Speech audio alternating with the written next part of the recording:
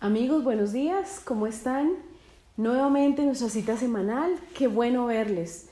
Espero que este tiempo que estén pasando en casa puedan ser tiempos de tomarnos de la mano del Señor y pues los que están allí, que sé de muchas familias que están pasando momentos muy difíciles, les mandamos un saludo muy especial, un abrazo y nuestro sentimiento de apoyo.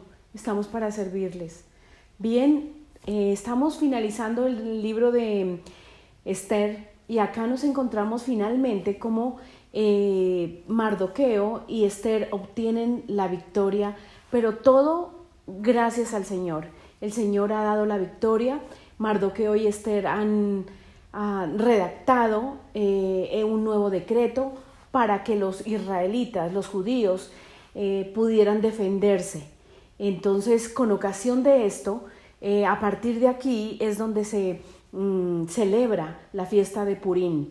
Purim viene de Pur, que es lo que hizo Naamán, echar el Pur para que el día en que fuera determinado el ataque al pueblo de Israel. Entonces, de aquí en adelante quedó establecido la fiesta de Purim, celebrando eso, la salvación que el Señor dio a su pueblo. Mardoqueo fue colocado en un lugar de eminencia, como un segundo del rey, y pues aquí obtiene todo lo que él tal vez no conscientemente lo había anhelado, pero el Señor mostrándose como ese Dios de lo imposible. El libro de Esther termina de una manera muy especial, como en un cuento de hadas, como en un cierre, en un final muy feliz para los judíos, para el pueblo judío, para Esther y para Mardoqueo. Bien, finalmente ya terminamos aquí Esther aquí iniciamos con un libro que es un poco, digamos, como complejo cuando uno inicia, después del capítulo 2, uno inicia a leerlo, es el libro de Job. Job es un libro de los que se ha denominado un libro sapiencial. Ustedes han visto que dentro de la Biblia encontramos este tipo de libro y se denomina así sapiencial porque algunos eruditos han determinado que aquí se está llevando a cabo una narración muy particular, una narración poética y de sabiduría, pero nosotros lo vamos a analizar haciendo un recorrido de estos hechos y lo que ocurre en el libro de Job. Job inicia ahora sí voy a decirles como en un cuento de hadas, inicia todo felicidad. Y la Biblia nos narra que existe un hombre, no narra exactamente en qué lugar se ubica el libro de Job, pero nos habla de que en un lugar denominado Uz, y dice que en el Medio Oriente, aquí se encontraba una familia, como líder de esta familia, Job. Es un hombre que se dice amaba al Señor, tenía claridad de lo que era una relación con Dios y era un hombre bastante próspero. El capítulo 1 nos menciona cómo era un hombre muy adinerado, de muchos bienes, digamos adinerado no, sino de muchos bienes. Se habla de más de como 800 o 1000 no sé cuántas ovejas, de camellos, se habla de, él tenía todo, lo tenía todo, tenía casa para sus hijos, se mencionan 7 hijos hombres y 3 mujeres de Job, y dice que la palabra nos menciona que él siempre hacía sacrificio para pedir perdón por los pecados que pudieran haber cometido sus hijos. La palabra nos narra que sus hijos parece ser que eran muy fiesteros, hacían todo el tiempo banquete, estaban celebrando en una casa, en otra. Entonces, y Job siempre decía, voy a ofrecer sacrificio por si mis hijos hubieran pecado. Vemos como aquí en este libro tenemos claridad que históricamente los eruditos teólogos han ubicado el libro de Job cercano a Abraham, cercano en estos tiempos a los patriarcas. ¿Por qué cercano? Porque aquí se nos está hablando primero nos menciona ya en el último capítulo que la edad de Job, luego de que viniera lo que vamos a narrar, todas sus catástrofes, él vivió luego 140 años más. Aquí vemos que los hombres vivían todo este tiempo, en el tiempo de los patriarcas. También estamos viendo cómo Job ofrecía sacrificio. Es decir, acá no estaban establecidos los levitas y por tanto Job mismo lo hacía. Entonces, por eso es la ubicación que se da. En cuanto a autor, pues no se define claramente. Algunos dicen totalmente desconocido, algunos dicen que es Job, otros dicen que es Eliú, el mismo amigo de Job que ya vamos a mirar en la narración. Bien, esto es lo que podemos decir del libro de Job. Es un libro entonces en donde se narra una prosperidad muy especial para un hombre que amaba a Dios, lo amaba, lo conocía y él, a más de rituales, él tenía una relación con Dios y estaba siempre preocupado por mantenerse intachable. La palabra lo define así, lo define como un hombre recto, un hombre que no hacía mal, un hombre que estaba siempre en relación con el Señor.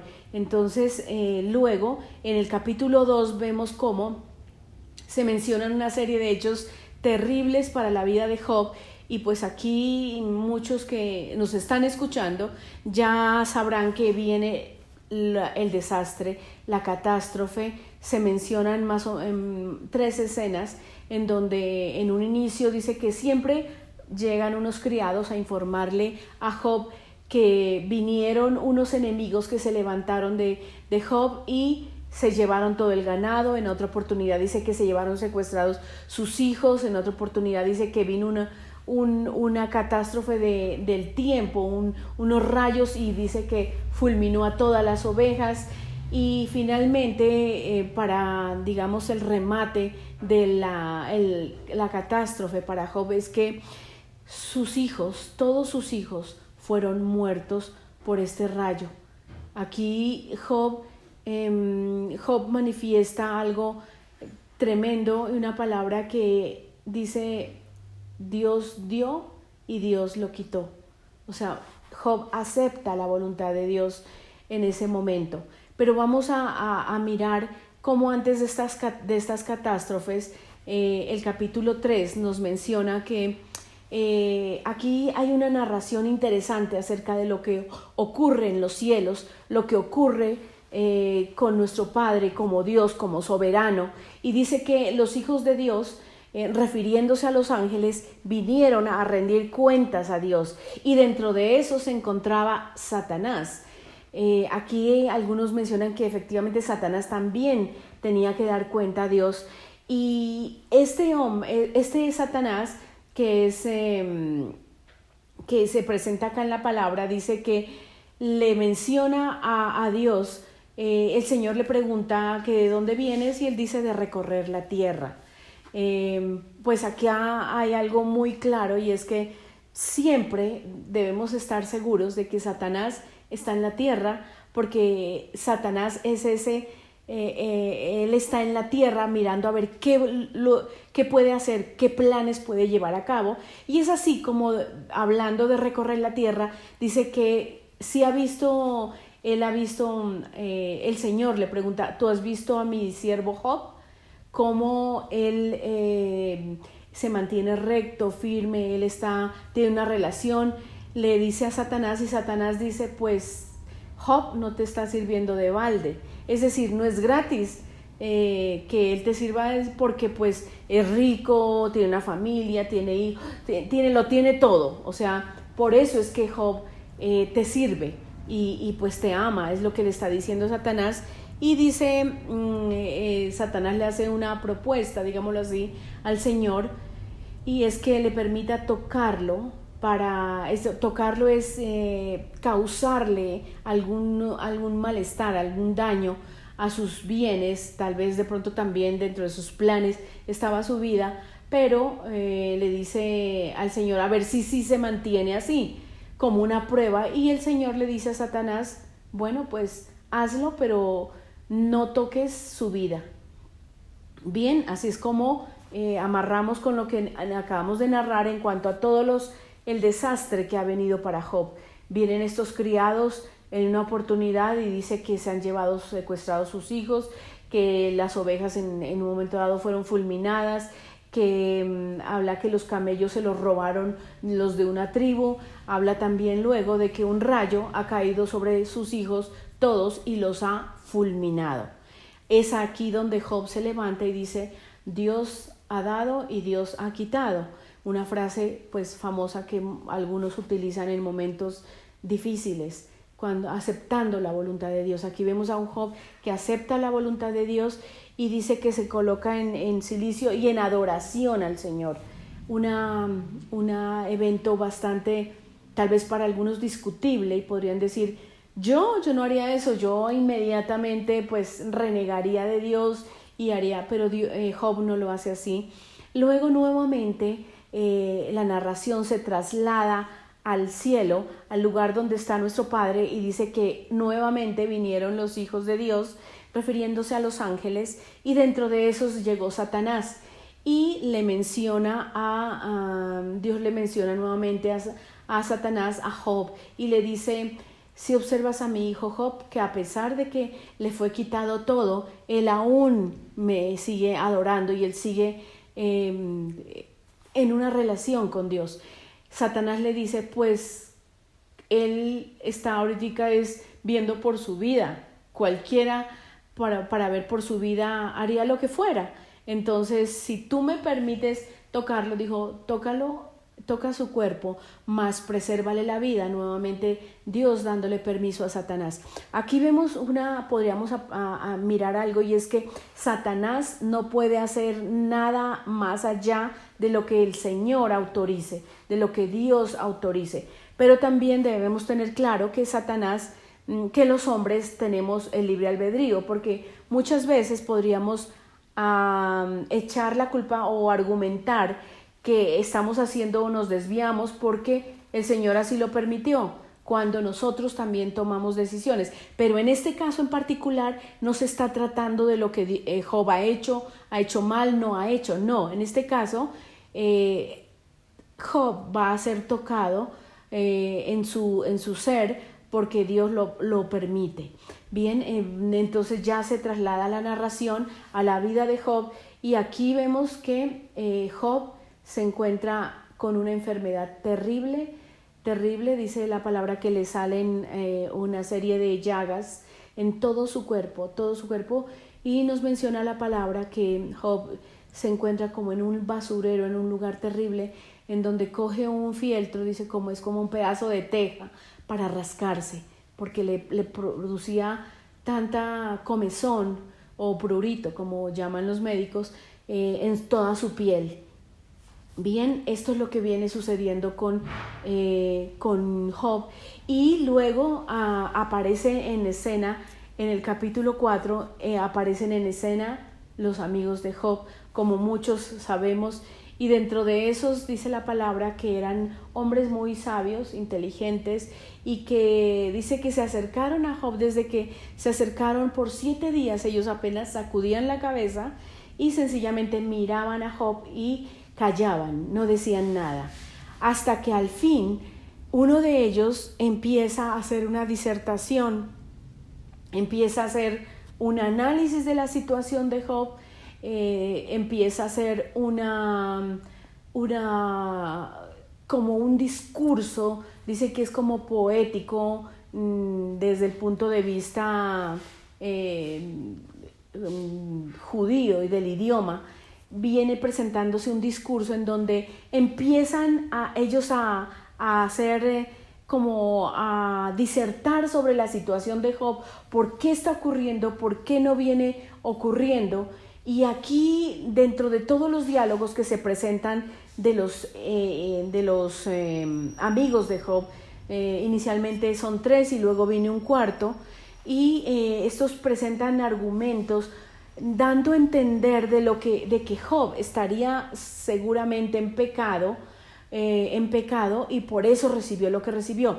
Aquí estamos hablando de algo que se denomina la teología de la retribución, y es una teología que muchos erradamente utilizan y voy a explicarla. Muchos, los amigos de Job decían, causa, efecto, es inmediato. Es decir, tú estás en pecado y tú mereces castigo. Tú estás en pecado y mereces castigo. Tú actúas bien y mereces lo mejor. Dios no actúa así. Porque si estamos analizando la situación de Job, Dios ha permitido algo, pero no porque él se encontrara en pecado.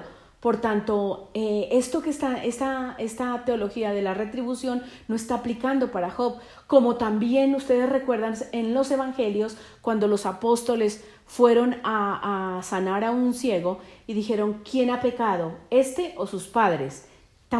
Tampoco había sucedido así, y sencillamente se hablaba de que era para que el Señor fuera glorificado.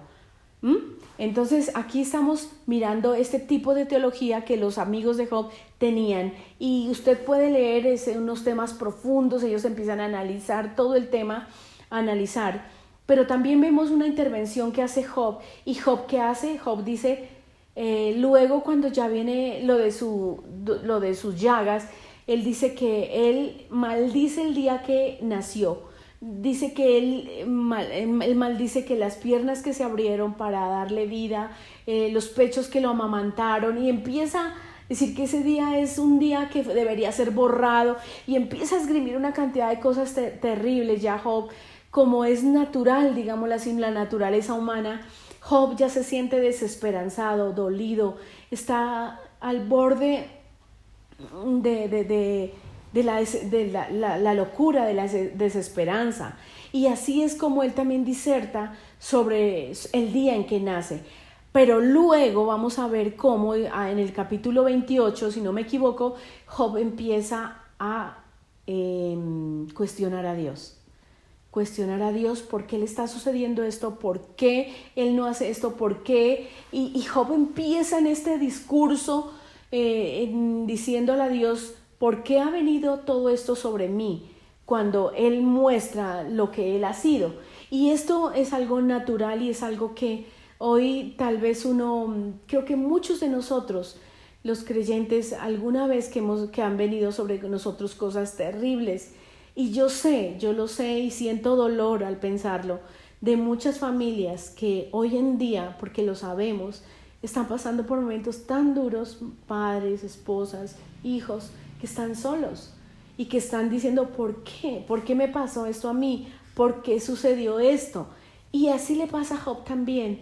Pero luego vemos en el capítulo, a partir del capítulo 29, cómo el Señor empieza a mostrarle a Job quién es Él, qué le ha dado, cómo Él es el Dios soberano, el Dios de poder, el Dios de la creación, el Dios que por su palabra fueron hechas las cosas. Es tan hermoso ver a este Dios que ha insistido con el hombre, que aquí se narra, yo diría que para los que no creen en Dios, el Señor muestra cómo cada parte de la creación, cómo desde los animales, cómo en su momento llega la cría, cómo se hace, cómo el universo está tan claramente proyectado, planeado, y cómo hay alguien allí que sostiene toda la inmensidad, la tierra, todos los planetas, todo. Dios muestra cómo el poder de Él y su soberanía está sobre todo. Y aquí le pregunta a Job si él podría por unos minutos sostener la creación, porque Job siente que él es lo máximo, que él ha sido perfecto, y Dios le muestra que no es así. Es algo bien especial leer estos capítulos, es conmovedor, y preguntarnos, oye, sí, porque muchas veces ya nos acostumbramos, el sol está ahí, viene la noche, la tarde, el día, pero no nos ponemos a pensar, no hay una explicación tan real de por qué está todo en el orden, en donde está, y cómo cuando Dios permite cosas, pasan. Bien, aquí luego Job mira y escucha todo lo que Dios le ha dicho, y aquí es donde viene una frase tan hermosa que manifiesta Job, y dice, de oídas te había oído. Es como, sí, yo antes medio te había escuchado, Pero es curioso saber decir que este Job expresa esa palabra: de oídas te había oído, pero hoy mis ojos te ven. O sea, hoy Job dice, con todo lo que tú me acabas de narrar, hoy sí veo quién eres tú. Se abre como una nueva dimensión de la fe para Job. Esta frase es bien profunda.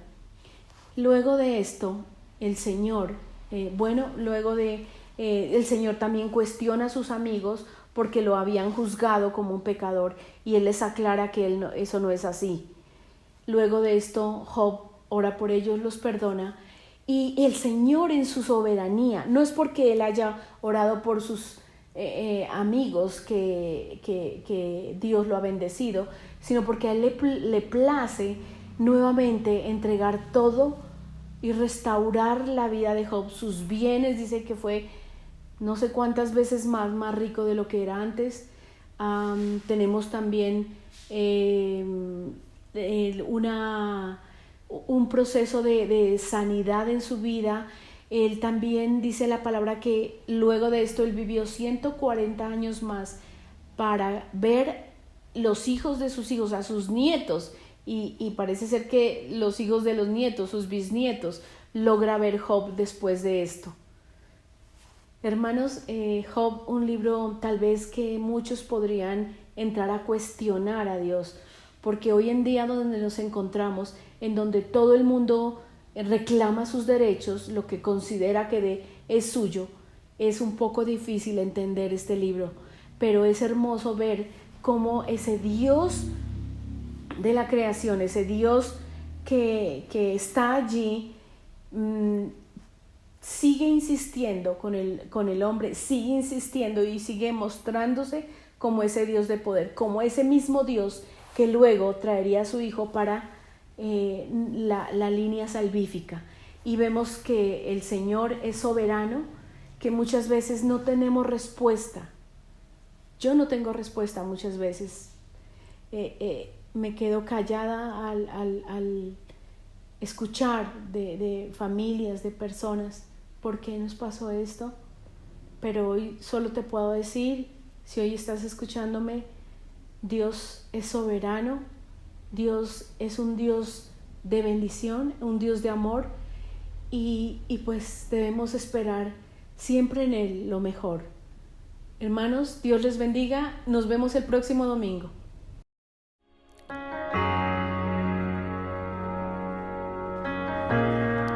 Espíritu Santo, queremos escuchar tu voz, queremos sentirte de una forma muy especial.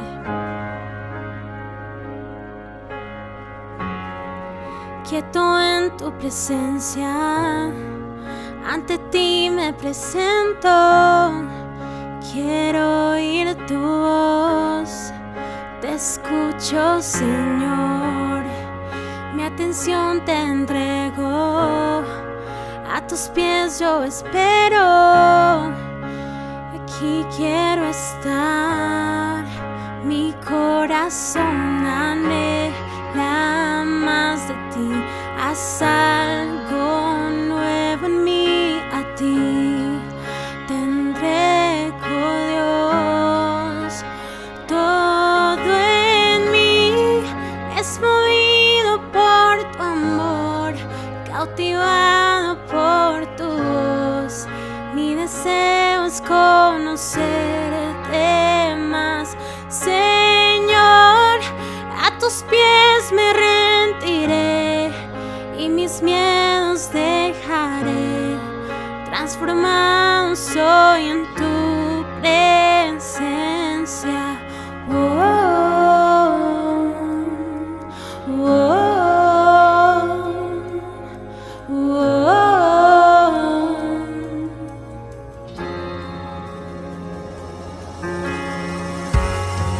Tú eres fuego en el día, eres brisa en la noche, aliento en mi ser, tú calmas mi sed. No hay duda alguna de tu amor y tu afecto, no hay nada igual. Mi corazón harás algo nuevo en mí, a ti te entrego, Dios. Todo en mí es movido por tu voz, cautivado por tu amor. Mi deseo es conocerte más, Señor. A tus pies me rendiré y mis miedos dejaré. Transformado soy en tu presencia.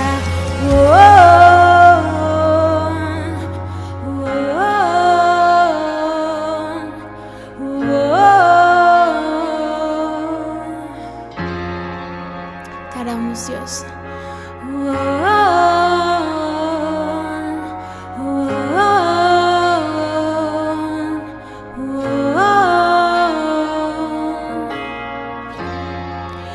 Mi corazón abierto está, mi corazón abierto está, Dios. Haz lo que quieras en mí, haz tu voluntad en mí, Dios. Mi corazón abierto está, mi corazón abierto está, Dios. Haz lo que quieras en mí, haz tu voluntad en mí, Dios. Mi corazón abierto está, mi corazón abierto está, Dios. Haz lo que quieras en mí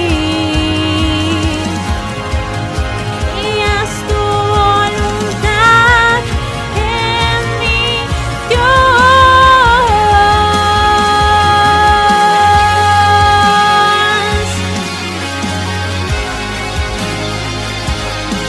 Te adoramos, Padre.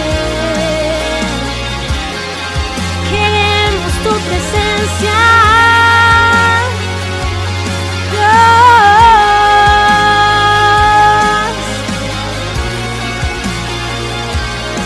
Una vez más, todo en mí. Todo en mí es movido por tu amor, cautivado por tu voz. Mi deseo es conocerte más, Señor.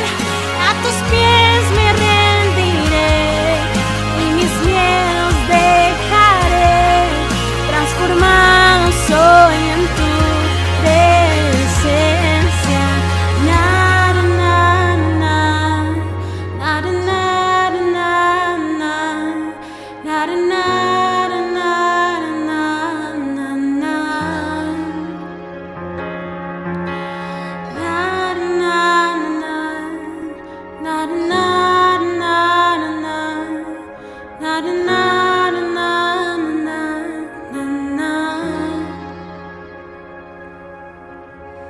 Gracias, Espíritu Santo, porque es a través de ti que podemos sentir la presencia de Dios en nuestras vidas.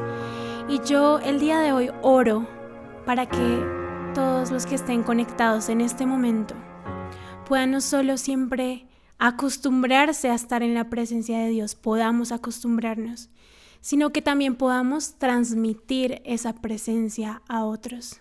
En el nombre de Jesús, amén.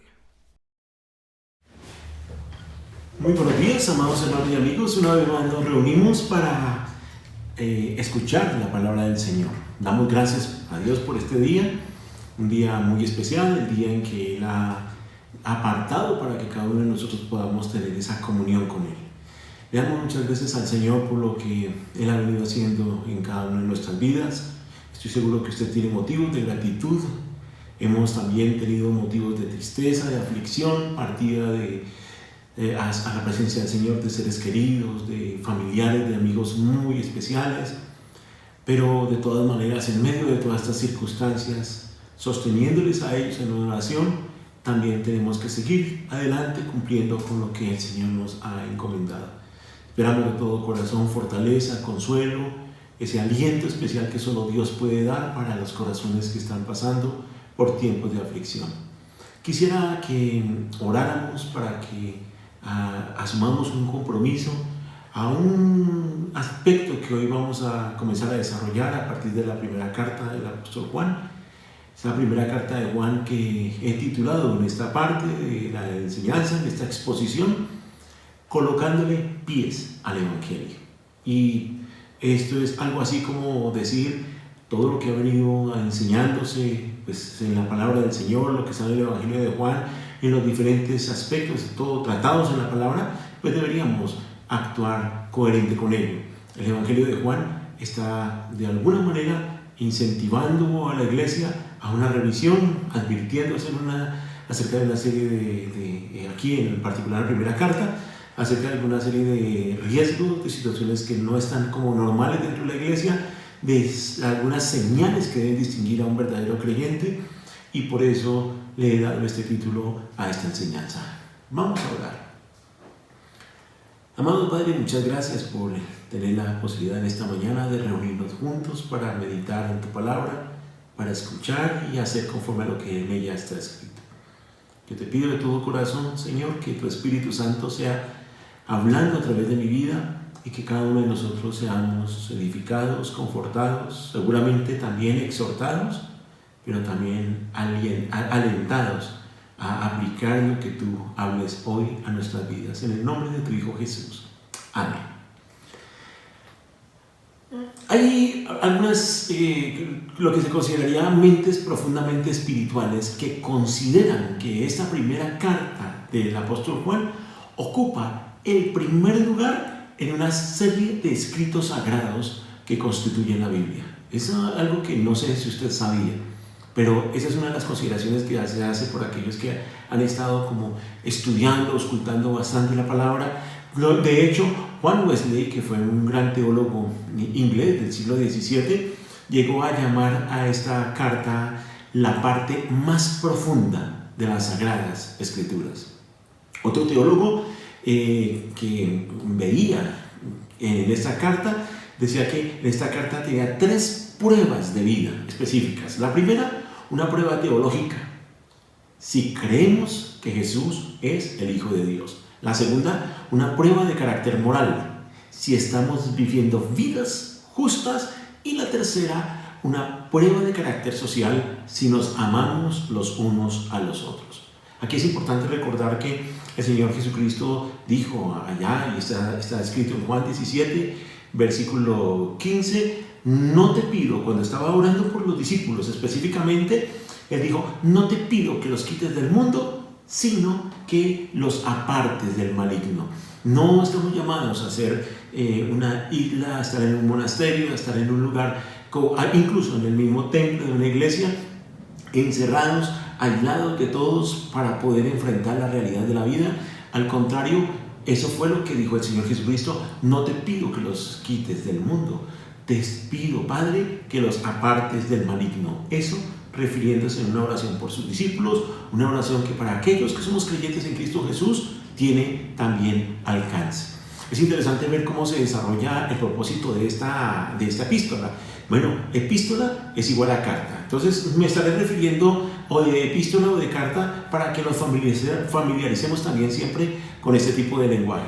Dentro de los verdaderos creyentes, allá en la iglesia habían anticristos. Eso está, por ejemplo, considerado en el capítulo 2, el versículo 18 de esta carta. Así como también lo que Juan está definiendo allí como hijos del diablo. Eso está en el capítulo 3, versículo 10. Suena duro, pero eran infiltraciones dentro de la misma iglesia, dentro de los mismos creyentes. Habían quienes se hacían llamar creyentes, pero que realmente tenían una serie de planteamientos contrarios a la palabra del Señor. De hecho, esta carta que escribe Juan tiene ese propósito, fortalecer a la iglesia en su convicción acerca del Señor, pero también en sus convicciones como creyentes y no tambalear. ¿Y cómo tiene de pertinencia para hoy en día esta carta? Vamos a ver, por ejemplo, cómo allí habla el apóstol de falsos maestros que estaban infiltrados en la iglesia y que estaban intentando de manera activa engañar a los creyentes. He vivido en carne propia, en iglesia, siendo líder, siendo ministro del Señor, la infiltración de personas, incluso satanistas, que logran penetrar allí con el ánimo de desarticular, de desactivar a la iglesia. Lo mismo con personas que entran con unas creencias, con unas enseñanzas muy mansos, como dice, lobos vestidos de ovejas, como dice la Escritura. Y una de las cosas que hemos tenido y he tenido que estar desarrollando es ese discernimiento para rápidamente detectar eso y actuar de conformidad a la palabra del Señor. Esto estaba ocurriendo aquí y eso está ocurriendo en ese tiempo, estaba ocurriendo y hoy en día también está ocurriendo. Falsos maestros que entran a la iglesia y a engañar a personas, convocándolos a determinados, incluso discipulados, reuniones al margen de lo que es la estructura de la iglesia, pero que tienen como propósito ir echando abajo los fundamentos del Evangelio, esa creencia en Cristo Jesús como el Señor, como el Salvador, como el Dios que se hizo hombre, como aquel que fue crucificado, como el que murió, como aquel que resucitó de entre los muertos. Y esas eran falsas enseñanzas que incluso, como lo digo, hoy también nos están afectando. Falsos profetas, también dice la Escritura, engañadores, apóstatas, anticristos. Con esta terminología está hablando aquí en esta carta Juan, y es una terminología que para nosotros no nos debe generar ningún tipo de temor, al contrario, una advertencia del cuidado que debemos tener. ¿Qué está estudiando usted? ¿Qué está escuchando? ¿Qué ve tanto en el internet como en la televisión acerca del Evangelio, acerca de iglesias que entre comillas pueden denominarse cristianas, pero que han tergiversado las doctrinas básicas fundamentales del Evangelio? ¿Qué está leyendo? ¿A quién está escuchando? ¿A quién está siguiendo? Esto es muy importante porque aquí Juan está exhortando y está advirtiendo a la iglesia: tengan mucho cuidado. Luego aquí nos encontramos, por ejemplo, que hay quienes negaban que Jesús fuera el Cristo. Allí estaban infiltrados así, que Él hubiera venido en carne. No, Cristo no vino en carne. Y cuando eso sucede, personas que han estado en la iglesia empiezan a escuchar esas enseñanzas que suenan atractivas y poco a poco los van sacando, y cuando menos se dan cuenta terminan hasta a veces sin tener una cobertura, un redil, confundidos y muchas veces apostatando de la fe, apartándose de los caminos del Señor. Niegan que Él hubiera venido en carne, que Cristo hubiera vencido el pecado, e incluso que pudieran estar dominados ellos mismos por el pecado, y consideran que el pecado en sus vidas no es ningún obstáculo para poder tener una comunión con Cristo. Cristianos también que son referidos allí aquellos que, adheridos a la verdad, han logrado vencer sobre ese tipo de argumentación. Esta carta está dirigida específicamente a creyentes en Cristo. Así, creyentes en Cristo. Ahora, si usted no lo es, qué importante es que escuche lo que usted debería conocer ahora que seguramente el Señor ha estado hablando en su corazón para que tome una decisión por Él. Sí, seguramente usted ha estado escuchando también por fuera una serie de argumentos que no van conforme a la palabra, y la única manera en que puede tener claridad es tomando una decisión por Cristo para ser en ese momento tocado, lleno del Espíritu Santo de Dios, y a partir de allí poder comprender claramente lo que dicen las Escrituras.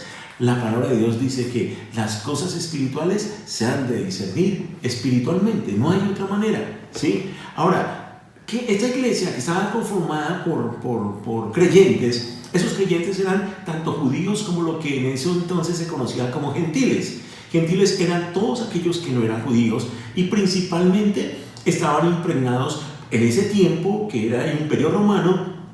Recordemos que el Imperio Romano derrotó al Imperio Griego, pero en lo que tiene que ver con la cultura, con todo el esquema de pensamiento, todo seguía prevaleciendo la cultura griega. Entonces, esta es una iglesia que tiene tanto judíos como no judíos, que tienen una afectación importante en sus concepciones, todas arraigadas en temas filosóficos griegos. Y aquí es entonces donde encontramos que era lo que ocurría con el pensamiento griego. Para los griegos era difícil aceptar que hay un Cristo que se haya hecho humano en Jesús. Que una deidad haya llegado a un ser humano, para ellos era difícil de aceptar. Pero por otro lado, para los judíos era difícil aceptar que Jesús era Dios. O sea, que un humano fuera Dios. Es algo interesante lo que está ocurriendo aquí. Y desde esas dos vertientes comienzan a levantarse una serie de pensamientos filosóficos que comienzan a permear allá en la iglesia y que van incluso, como lo decía, propendiendo porque personas abandonen la fe cristiana. Juan, ¿qué es lo que quiere acá en esta carta? Quiere brindar argumentos a la iglesia para discernir las diferencias entre estos grupos, para darles confianza y seguridad ante Dios en momentos en que esta, entre comillas, minoría, a esa minoría se le hacía sentir como inferiores y eran amenazados espiritualmente. Hoy se trata de acorralar a los cristianos como una minoría. Se quiere permear con las filosofías actuales, con el esquema de pensamiento actual, porque han tomado fuerza leyes que han ido en contra total, y lo vamos a ir desarrollando en esta carta, en contra total de principios bíblicos, leyes relacionadas con la familia, leyes relacionadas con el matrimonio, leyes relacionadas con el derecho a la vida. Esto hoy en día también está afectando, y hoy por hoy quien no esté bajo ese pensamiento se considera que es un enemigo de los pobres, un enemigo del pueblo, un enemigo del amor, un enemigo de los derechos humanos, y se trata de acorralar a la iglesia. ¿Es pertinente esta carta para hoy en día? Es pertinente. Esta es una carta escrita a verdaderos creyentes, cristianos salvos, que necesitan ánimo para crecer en su relación con Dios, para tener una mayor comunión con Cristo y con otros creyentes, y brinda además de, como lo decía, advertencias para poder tener la capacidad de discernir, de distinguir lo que es falso, además de brindar como pruebas para poder determinar quiénes son los que verdaderamente son salvos. Puede una iglesia estar llena de X número de personas, pero también es muy posible que incluso personas que estén sirviendo no lleguen a tener la salvación. Esto lo vamos a ver en el desarrollo de esta primera carta de Juan. Y no es solo decir que soy cristiano, es necesario que las evidencias muestren que realmente lo soy. Y eso es algo muy importante, es algo muy valioso para cada uno de nosotros, que nos podamos examinar nosotros mismos frente a esto, como también poder examinar a otros que tratan con su parafernalia, con esa capacidad de arrastre, con su carisma de sacar adelante sus argumentos que no son argumentos conforme a las Escrituras. Ahora, en esta carta pues no es fácil estructurarla para presentar mensajes como habitualmente se acostumbra a hacer una exposición bíblica, pero voy a ir siguiendo en ese sentido un recorrido acerca de lo que se va mostrando aquí en la carta. ¿Cómo pienso abordarla? Bueno, aquí vamos a mirar, por ejemplo, los 4 primeros versículos, y en el primer versículo voy a mirar 3 aspectos fundamentales. El primero, aquí en el primer versículo vamos a encontrar una evidencia de Jesús como ser humano, siendo además Dios. Miren lo que dice el primer versículo: lo que existía desde el principio, lo que hemos oído, lo que hemos visto con nuestros ojos, lo que hemos contemplado y lo que han palpado nuestras manos acerca del verbo de vida. Así comienza esta carta. Y podemos entonces aquí encontrar estas afirmaciones que está haciendo Juan. Dice, lo que hemos oído existía desde el principio. En el principio era el verbo, y el verbo era Dios, y el verbo era con Dios, y el verbo se hizo carne y habitó entre nosotros, y vimos su gloria como del unigénito, lleno de gracia y de bondad. Así comienza la carta a Juan, refiriéndose a Jesús, el eterno, el que estaba en el principio, en el hoy, y el que ha de venir por segunda vez y seguirá siempre en la eternidad, porque es el Hijo de Dios. Y él dice, lo que hemos oído. ¿Por qué lo dice? Porque Juan fue escucha directo de las palabras de Jesús. Lo que hemos visto. Juan pudo ver el obrar de Jesús transformando vidas, incluso la de él. Lo que hemos contemplado, ese contemplar es como si estuviera como esa concentración plena en algo muy detallado, como si fuera un video, ¿sí? Muy completo de principio a fin, en una gran totalidad. Lo que han palpado nuestras manos. Esto hace referencia a, y es claramente entendible en la medida en que Juan compartió directamente con Jesús. Él tuvo la posibilidad, y es como si una persona que no tiene la vista, un ciego, comienza a palpar, ¿sí? Para poder identificar. Así él mismo está dando esa claridad. Nosotros lo oímos, lo vimos, le contemplamos, palparon nuestras manos a ese Jesús. Está hablando todo acerca del verbo de vida, porque aquí nos dice, y lo que han palpado nuestras manos acerca del verbo de vida. ¿Qué nos dice Juan 1:1? Lo que les manifesté. En el principio era el verbo, y el verbo era con Dios, y el verbo era Dios. El verbo era Dios. Y dice la Escritura, y el verbo se hizo carne, se humanizó. Por eso estoy aquí hablando que este primer versículo es una evidencia de Jesús como ser humano, siendo además Dios. Es decir, el verbo se hizo humano y habitó entre nosotros. Y vimos su gloria, gloria como la del unigénito, lleno de gracia y de bondad. Está hablando directamente de Jesús. Ese verbo, ese Jesús, estaba con Dios, vino, habitó entre nosotros, murió, resucitó y ha retornado a la presencia del Padre y está allí junto con el Padre Celestial. Esto es interesante porque es para brindar seguridad al cristiano frente a quienes eran anticristos. Esto es fundamental. Juan manifiesta que Jesús tenía un verdadero cuerpo humano. Para aquellos que afirmaban imposible que un ser humano sea el Hijo de Dios. Pero también ahora pasamos al segundo punto de esta exposición de la palabra, y es la evidencia de Jesús como ser divino siendo además humano. Noten que la primera era evidencia de Jesús como ser humano siendo además Dios, y en esta es la evidencia de Jesús como ser divino siendo además ser humano. Mira lo que dice el segundo versículo. Entre paréntesis tiene una parte que dice, pues la vida fue manifiesta y nosotros la hemos visto y damos testimonio y os anunciamos la vida eterna, la cual estaba con el Padre y se nos manifiesta. Desglosemos esto. La vida nos fue manifestada, dice así. La vida que nosotros hemos visto. Esto reitera lo que estaba diciendo en el versículo anterior, ¿sí? Esa vida que estaba en el cielo vino y se hizo carne y Él se manifestó. Dice, nosotros la hemos visto, damos testimonio, somos testigos. Con esto reitera todo lo anterior. Damos testimonio de que nosotros vimos a un Jesús, a un hombre, Hijo de Dios. Y cuando nos refiere aquí esto, es importante recordar lo que Jesucristo dijo acerca de la vida. Él dijo, y está en Juan 14:6, yo soy el camino y la verdad y la vida. Yo soy el camino y la verdad y la vida.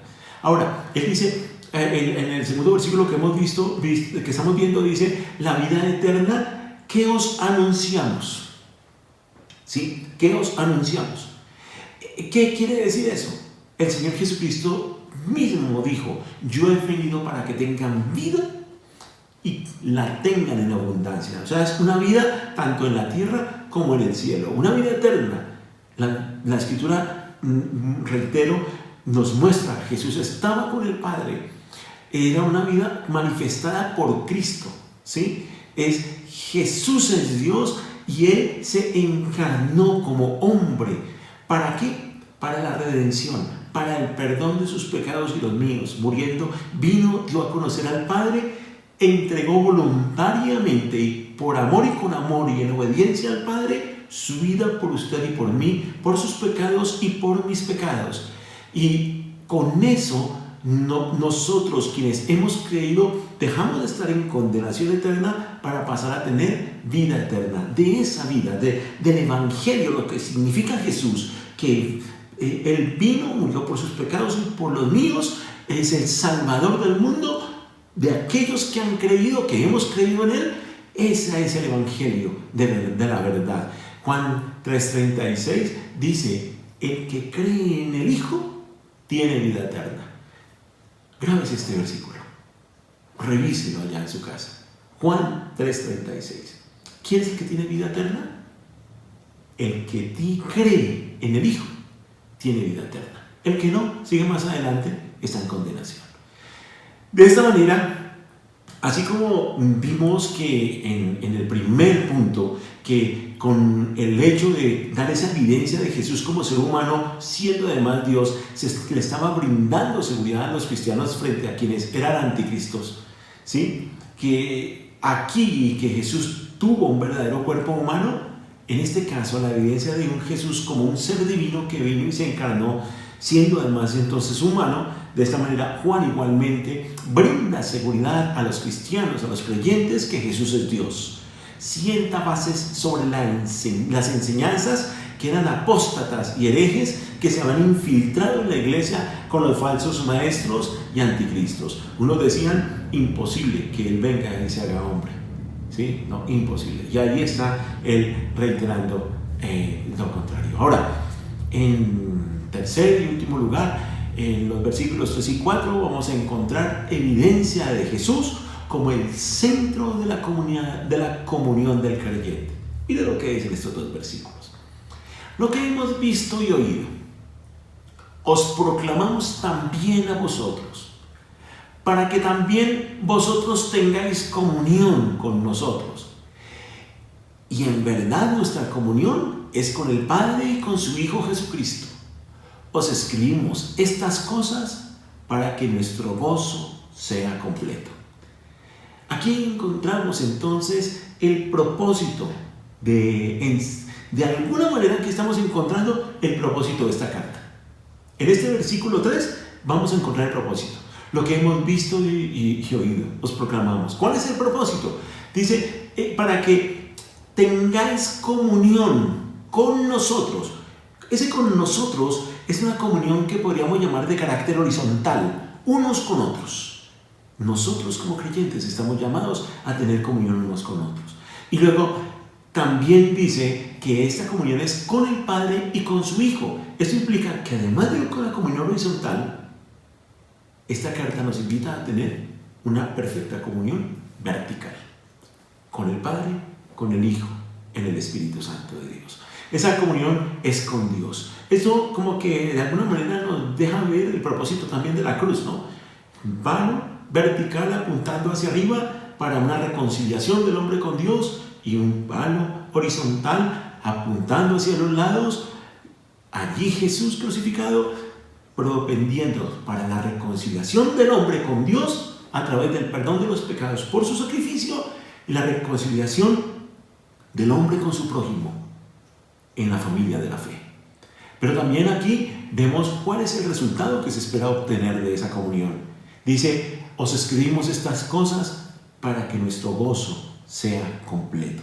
O sea, un gozo completo, una alegoría. Eso es lo que surge de una comunicación al permanecer en Cristo, como lo dice el Evangelio de Juan en el capítulo 15, y voy a leer de los versículos 8 al 11 al respecto. Miren lo que dice en la Escritura, dice, en esto es glorificado mi Padre, en que llevéis mucho fruto y seáis así mis discípulos. Como el Padre me ha amado, así también yo os he amado. Permaneced en mi amor, dice el Señor. Si guardareis mis mandamientos, permaneceréis en mi amor, así como yo he guardado los mandamientos de mi Padre y permanezco en su amor. Estas cosas os he hablado para que mi gozo esté en vosotros y vuestro gozo sea completo. Es interesante cómo esto mismo lo toca al final de este versículo 4 el apóstol Juan en la primera carta, al decir, os escribimos estas cosas para que nuestro gozo sea completo. ¿Cómo es que se da ese gozo y cómo se completa ese gozo? En la comunión unos con otros y en la comunión que está arraigada en la comunión con el Señor. Usted tiene comunión con el Señor y eso va a fortalecer la comunión con el prójimo. Creo que una evidencia de tener dificultades en la relación con el Señor y que muestra a una persona que está distante de la comunión con Dios se da cuando no existe la comunión con el prójimo. Es algo así como: aquí está el Señor, aquí está mi prójimo, aquí estoy yo. Entre más lejos esté yo del Señor, más lejos voy a estar de mi prójimo. Entre más me acerco al Señor y más mi prójimo se acerca al Señor, más cerca vamos a estar juntos nosotros y mayor va a ser esa comunión.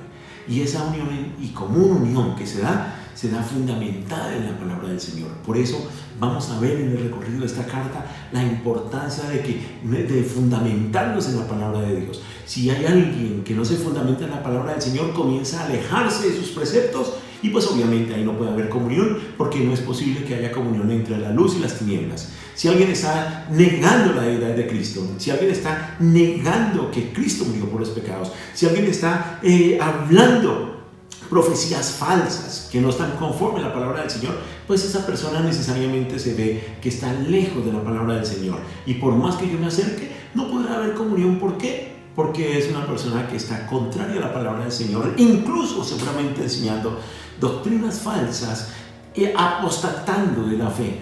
Entonces no va a haber esa comunión. De aquí que la invitación es: acerquémonos a la palabra del Señor, que es el centro del conocimiento de Él, para que haya una comunión unos con otros. Su preocupación y la mía debe ser acercarnos a la palabra para buscar la fidelidad en ella. Los demás tendrán esa misma responsabilidad, pero aquellos que nos acerquemos a la Escritura y nos acerquemos al Señor, finalmente vamos a estar como ese remanente, unido en el Señor, permaneciendo en Él, y allí nuestro gozo será completo, independiente de que se nos pretenda acorralar. No debemos ceder a nuestros principios, como lo vamos a ir desarrollando en esta Escritura. Hoy hemos visto entonces como conclusión 3 aspectos fundamentales. En los primeros 4 versículos encontramos evidencia de Jesús como ser humano, siendo además Dios. Encontramos evidencia, en segundo lugar, de Jesús como ser divino, siendo además un ser humano. Y encontramos evidencia de Jesús como el centro de la comunión del creyente, a nivel horizontal y principalmente a nivel vertical. Muy bien, espero con esto que usted se anime, si se ha sentido a discernir especialmente qué está escuchando y si esas enseñanzas están conforme a la palabra del Señor. Que se anime a tomar fuerza, a cobrar coraje. Usted ni yo somos de la minoría. Y aún si lo fuéramos, no importa. La Escritura dice: es más fuerte el que está en nosotros que el que está en el mundo. ¿Sí? Son más los que están con nosotros que los que están contra nosotros. Mientras usted y yo tengamos al Señor, tenemos la garantía de la victoria, de salir avantes. No vamos y no debemos vender nuestros principios por más que traten de acorralarnos. Vamos a orar. Padre, te damos muchas gracias por esta tu palabra, por lo que nos has enseñado en el día de hoy. Muy seguramente mis hermanos van a estar inquietos por leer los otros 4 capítulos de esta carta. Yo te pido, Señor, que nos sigas hablando por tu Espíritu Santo, sigas alentando nuestras vidas, sigas clarificando nuestros pensamientos y sigas fortaleciendo nuestro ser interior para tener la valentía de enfrentar tiempos que, como cuando fue escrita esta carta, estaban acorralando a la iglesia con argumentos que no eran conforme a tu palabra, por personas que, aún militando en el cristianismo, estaban enseñando doctrina falsa. Se decían cristianos, Señor. Y hoy estamos también siendo afectados por esto, pero tú nos has dado tu Espíritu Santo, nos has entregado a tu Hijo Jesús, Padre, para enseñarnos tu camino, la verdad, para reconciliarnos contigo y para reconciliarnos mutuamente. Y tú estás ahí, Señor, como el Todopoderoso, dando victoria a tus hijos, aquellos, Señor, que anhelamos perseverar en tus caminos, en el nombre de tu Hijo Jesús.